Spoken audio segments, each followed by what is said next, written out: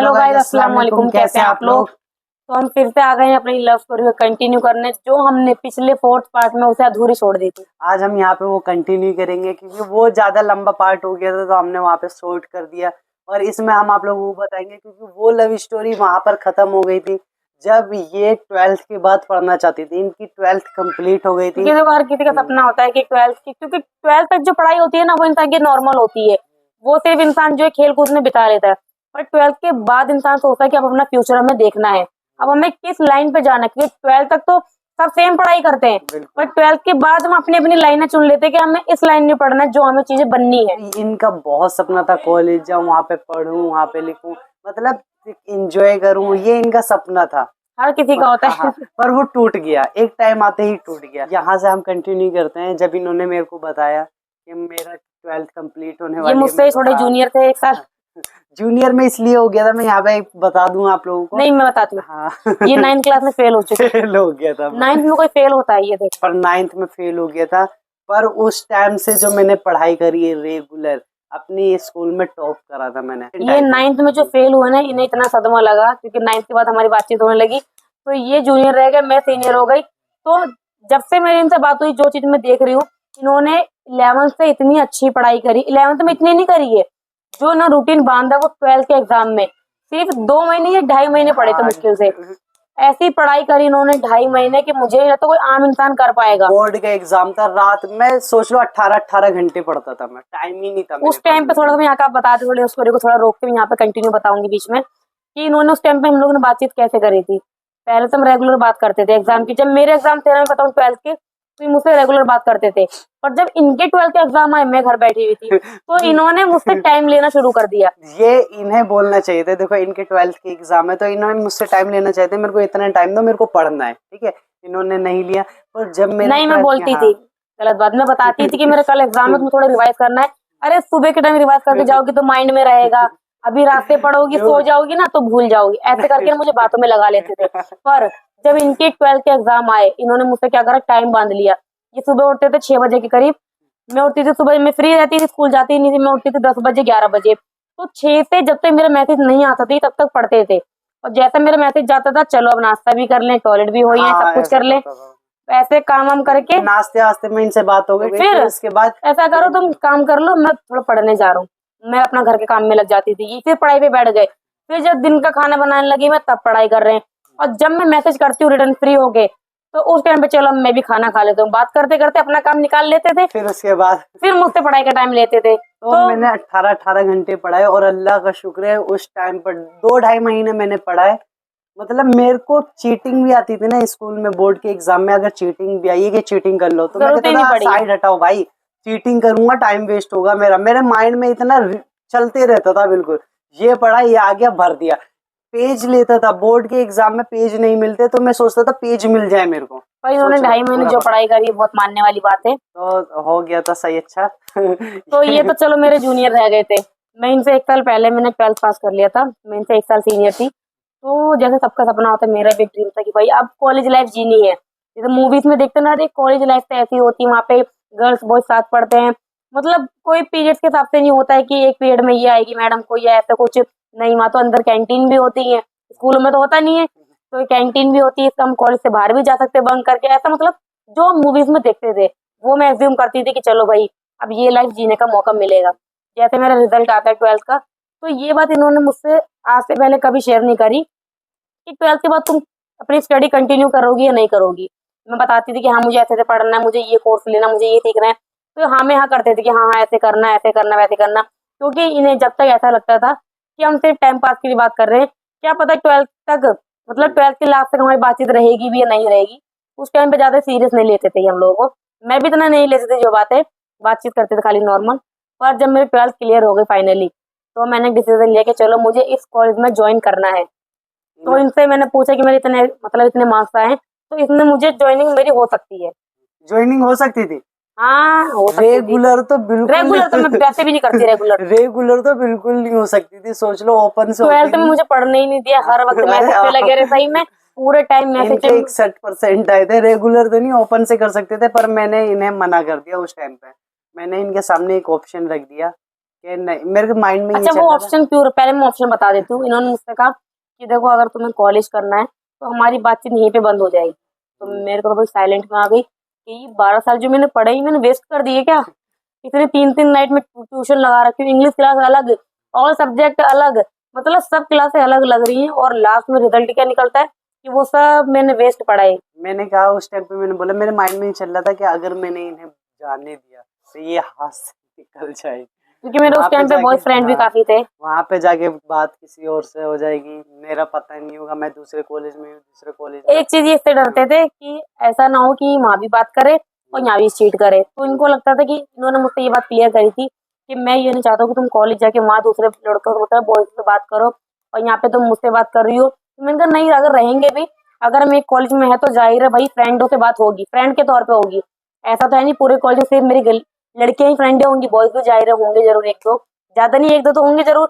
पर इन्होंने कहा था कि नहीं, बॉयज फ्रेंड होंगे तो ऐसा करो, या तो तुम मतलब कंटिन्यू कर लो या तुम मुझसे बातचीत कर लो। तो इनके सामने मैंने ऑप्शन, मेरे को डर लगता था, आप सोच सकते हैं। अब मतलब पढ़ना चाहिए, मैं मना नहीं कर रहा हूँ, पर मैं अपनी फीलिंग बताऊँ उस टाइम पे जो हुआ था, मैंने इन्हें डायरेक्ट बोल दिया तो पढ़ाई कर लो या मुझसे बात कर लो, ये हो सकता है। इनको ये सदमा लग गया बिल्कुल, इन्होंने 1 हफ्ते तक मुझसे बात नहीं करी थी।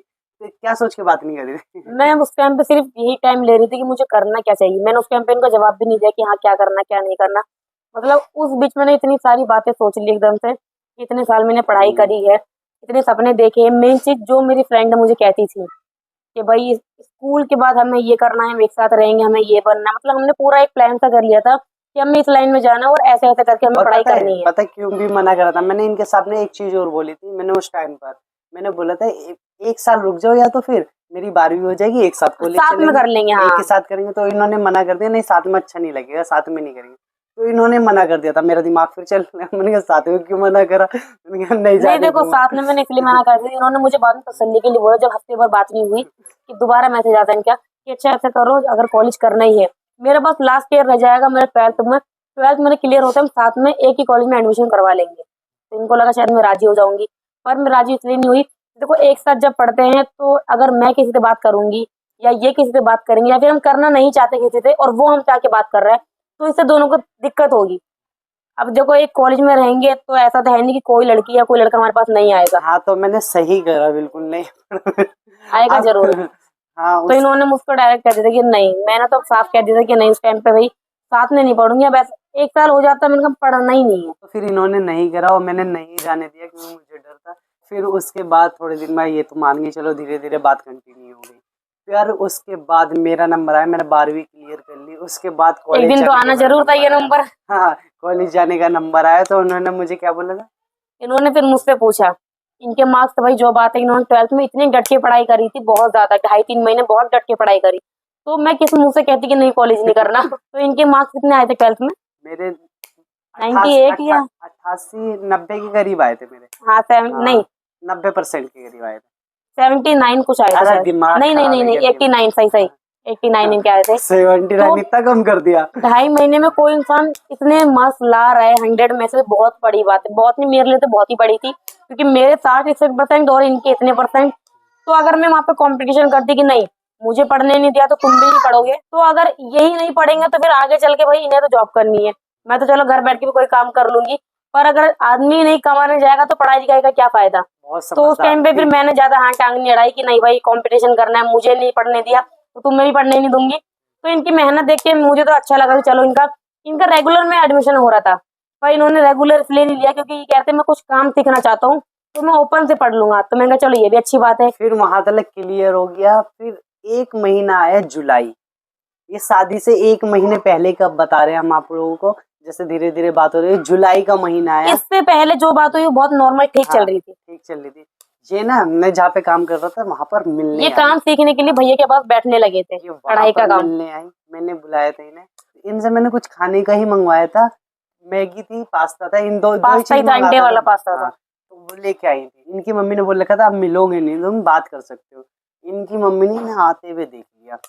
उस वहां तो तरफ उन्होंने से मुझे कुछ नहीं बोला, कुछ नहीं बोला। पर मेरी नजर नहीं गई हाँ, थी। इनकी नजर नहीं गई थी। मेन चीज पता है, मैं हाँ। जा रही थी स्टोर पे ब्लीच लेने के लिए, तो इनको मैं कहीं जाती थी ना तो बता देती कि मैं यहाँ जा रही हूँ फ्रेंड के साथ या अकेले में कहीं जा रही हूँ। तो इनको मैंने बताया कि मुझे ब्लीच लेने दिन में जाना है इतने बजे। तो इन्होंने कहा अगर तुम आओगी, क्योंकि जिस गली में हमारा स्टोर है ना उसी गली में इनका कारखाना था जहाँ ये काम करते थे। इन्होंने कहा था कि तुम पास्ता बना के ले आना। तो आधे घंटे पहले मैंने पास्ता तैयार करके मैं जब घर से निकली मैसेज करके, टाइम 3:30-4 बजने वाले, 4 बजे नहीं थे। मैंने कहा देते तुरंत रिटर्न आ जाऊंगी। उस वक्त कारखाने में सिर्फ ये अकेले थे, भैया काम नहीं कर रहे थे, भैया गए थे मार्केट माल लेने।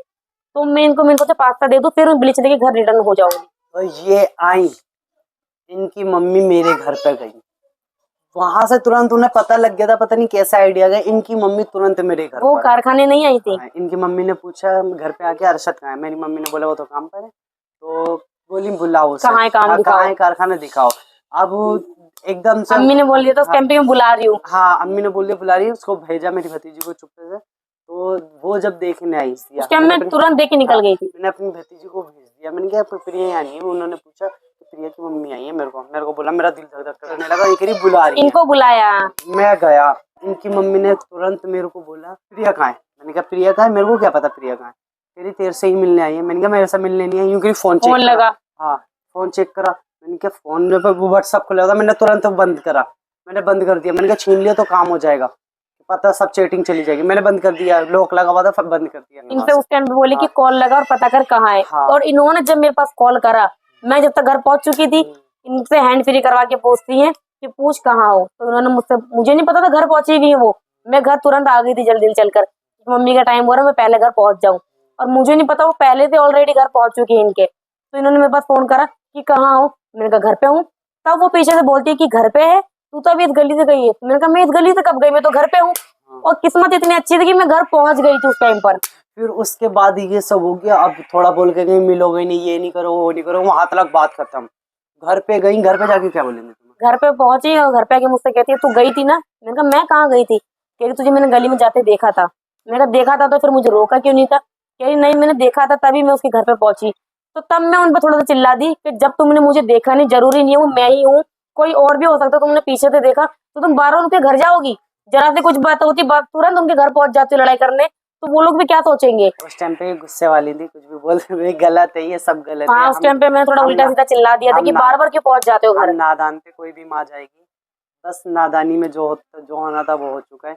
तो फिर उसके बाद जो था, उसके बाद तो खैर दबा दी मैंने चिल्ला के थोड़ा सा। जब मुझे पता चला इनकी मम्मी रिश्ता कर रही है, इन्होंने मेरे को बताया, उनके पास मैंने कॉल कर दिया। मैंने बोला तुमने बोला है कि 5 साल में शादी कर दूंगी, आप क्या कर रहे हो, उसका रिश्ता देख रहे हो, मेरे से शादी नहीं करनी क्या? तो उन्होंने बोला नहीं तेरे से शादी नहीं करनी। मैंने कहा ये क्या बात है, मेरे से बोल के शादी कहीं और कर रहे हो, मेरा दिमाग खराब होगा इस टाइम पे। तो इन्होंने बोला हाँ तेरे से शादी नहीं करूंगी। मैंने कहा देख लो शादी नहीं करूंगी, नहीं करनी, जो करना है कर ले। ठीक है। तो उसके बाद ये बात इनकी सुन के ना, हाँ जब ये बात इनकी सुनी तो उनको थोड़ी और हलचल सी हो गई कि मतलब क्या क्यों कह रहे थे, ऐसी बात बोल रहे कि चलो देख लो देखता हूँ, तो मतलब और ये लोग कुछ और ना कर बैठे। फिर ये बात उन्होंने बताई उन्होंने इनके भाई को, ये अरशद ऐसे बोल रहे। वो उस टाइम पे तुम्हारे सामने बताई थी? नहीं नहीं मेरे पीछे ही बताई, मैं सामने, पर मुझे समझ में आ रहा था कि उसे बताई जरूर है, क्योंकि वो हर मतलब मेरी हर एक्टिविटी पर नजर रख रहा था। मैं कुछ जा रही हूँ तो पीछे पीछे अगर कहीं मैं खड़ी भी हूँ तो मुझे कहीं ना कहीं दिख जाता था, क्योंकि पहले आज से ऐसा कभी हुआ नहीं। ट्यूशन जा रही हूँ लेट हो गई तो कहाँ थी, इतना मतलब पूछताछ थोड़ी ज्यादा सी हो गई। ये शादी से 5-6 दिन पहले की बात है, अभी है ये 5-6 दिन पहले की बात है। इनके भाई को बताया, इनका भाई मेरे घर आ गया। घर तो आए थे, उससे पहले भी एक चीज हुई थी। मैं मार्केट जाती थी, हमारे एरिया थोड़ा दूर मार्केट था, तो हमने ऐसा क्या करा, जब ज्यादा ही थोड़ा सा मेरे को पाबंदी लग गई, चलो हम यहाँ नहीं मिलेंगे, थोड़ा दूर मिलेंगे। मार्केट थोड़ी दूर थी, आधा घंटे का सफर है कम से कम। तो मैं संडे या फिर हर संडे या फिर बीच में कभी महीने में 3 बार मार्केट जाती थी। तो मैंने प्लान करा चलो यहाँ नहीं मिलेंगे, तो मैं ऐसा करते हैं मार्केट चलना मेरे साथ। तो बस स्टैंड पे इनको मैंने बुलाया और वहां से हम चले गए मार्केट। मैंने कहा यहाँ हम बिल्कुल सेफ है, यहाँ मेरा भाई नहीं आ सकता। पर उस दिन इतना बुरा था कि भाई तो नहीं आया, उसका दोस्त टकरा गया वहाँ पे। वहाँ पे उसने देख लिया मैं और आके बता दिया। मेरी हाथ इतनी टाइट हो गई, मैंने कहा अब ये जाके बताएगा और अब पक्का हंगामा है। फिर वहां पे मैंने इतना प्लान बनाया, मैंने कहा ऐसा करूंगी मैं, यहाँ से जाके वो बताए उससे पहले मैं उसे बता दूंगी। घर पे जैसे पहुंची मैंने उसे बताया, मैंने कहा बाजार गई थी, तो इनका नाम लेके बताया। मैंने कहा ये मुझे वहां पे मिल गए थे। फिर मिल गए थे, क्या बोला?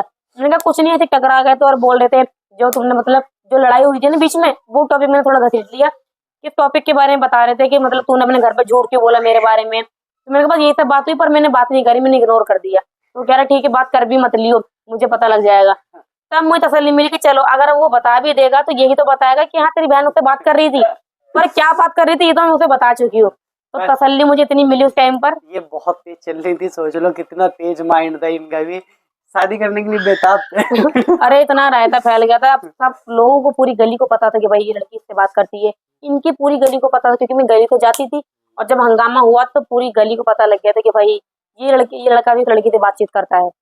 फिर उसके बाद ये बात जब मैं बता रहा हूँ तो उनकी मम्मी ने भाई को बताया, तो भाई को लेकर वो डायरेक्ट घर पे आ गए। वो फाइनल दिन था और जहाँ से बस मुझे लगता है हम अब लास्ट पार्ट हमारा और रह जाएगा, क्योंकि ये वीडियो हद से ज्यादा लंबी होती जा रही है। तो जो अगला पार्ट है ना, वो हमारी फाइनली शादी का होगा। वो कैसे आपको वो बताऊंगी मैं, फाइनल शादी हो क्योंकि जाएगी। ये जो बात है वो शादी से 3 दिन पहले की बात है। 3 दिन पहले की बात थी, और ऐसी सिचुएशन पैदा हो गई थी ना, आप शादी लोगों को हो रही। पता हो, काफी ज्यादा डिफिकल्ट सिचुएशन पैदा हो गई शादी थी के टाइम तो उतना हमारी हंगामा शादी में, हुआ।